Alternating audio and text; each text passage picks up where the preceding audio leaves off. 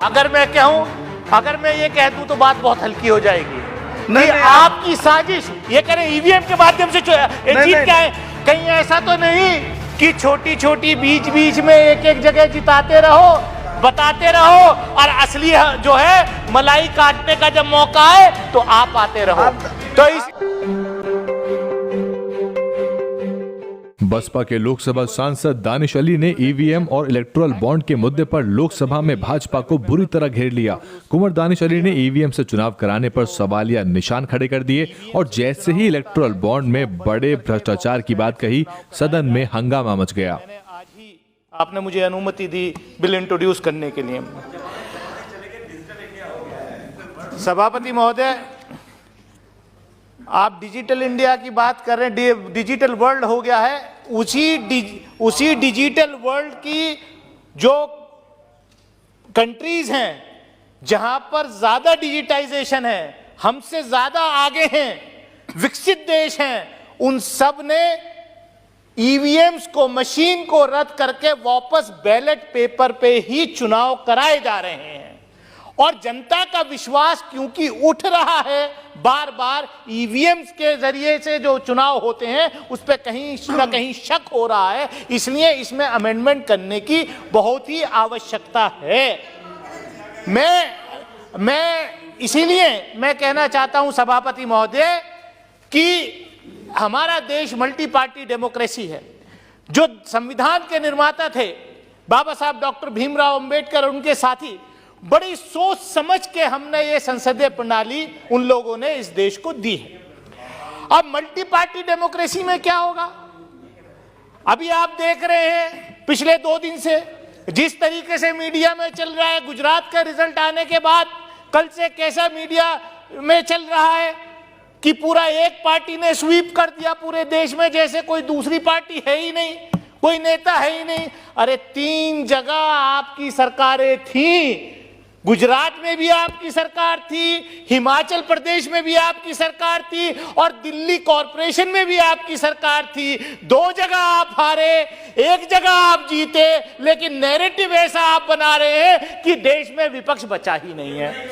तो ये जो है, मैं कहना चाहता हूं आपसे सभापति महोदय, मैं आपके माध्यम से ये कहना चाहता हूं कि आप जो है, देखिए ये ट्रेजरी बेंचेस के लोग क्या बीमारी है, मतलब इनके एजेंडे को जब मैं एक्सपोज करने खड़ा होता हूं तभी जो है शोर मचाना शुरू कर देते हैं। अब क्या करें सभापति महोदय, मैं ये आपसे अगर मैं ये कह दूं तो बात बहुत हल्की हो जाएगी। नहीं, आपकी साजिश ये कह रहे ईवीएम के माध्यम से जीत के आए। कहीं ऐसा तो नहीं कि छोटी छोटी बीच में एक जगह जिताते रहो, बताते रहो, और असली जो है मलाई काटने का जब मौका आए तो आप आते रहो।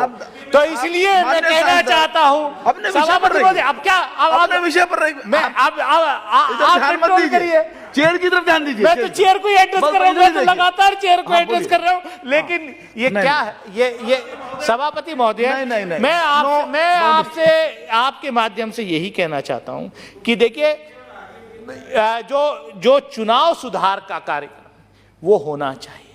अब क्या हमने देखा, इलेक्टोरल बॉन्ड्स के माध्यम से, भाई इलेक्टोरल बॉन्ड सबसे बड़ा भ्रष्टाचार इस देश में चुनाव के अंदर अगर कोई चीज है तो वो इलेक्टोरल बॉन्ड्स के माध्यम से है सभापति महोदय।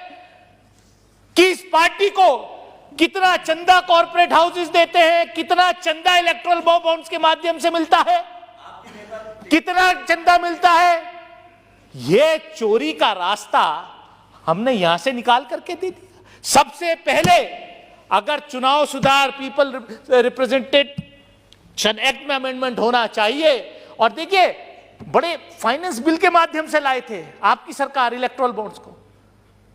कमाल है, आप चुनाव सुधार की बात नहीं कर रहे, आप जो है कह रहे हो 1 पार्टी रूल देश में रहे, इसलिए इस तरीके का बिल। और सभापति महोदय, मैं तो आपसे और कहना चाहूंगा, प्राइवेट मेंबर का, इंडिविजुअल मेंबर का अधिकार। एक मिनट, आप शीघ्र समाप्त करना चाहते हैं, अगली बार बोलना चाहते हैं तो सुनिए, सदन की यदि सहमति हो तो कुछ कुछ मिनट्स में समाप्त करना चाहते हैं, तब तक के लिए समय बढ़ा दे। श्री दानिश अली, सभापति कीजिए, महोदय, जल्दी।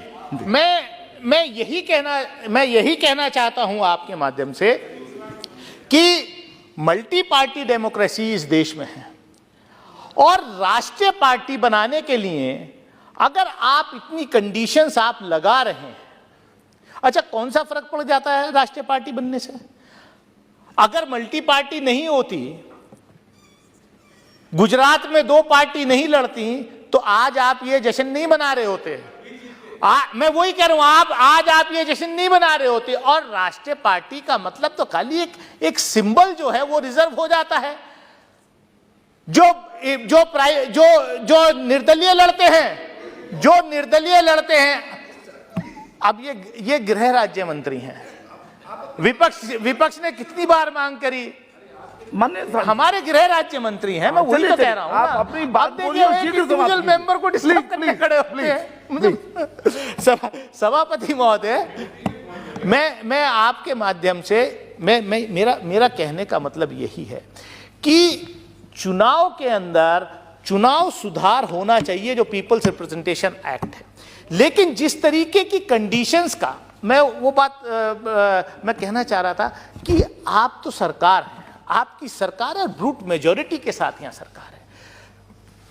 डेफिनेटली इंडिविजुअल मेंबर्स का अधिकार होता है, लेकिन मैं ये देख रहा हूं तो सरकार बिल ला सकती है, आप नैरेटिव सेट कर रहे हैं।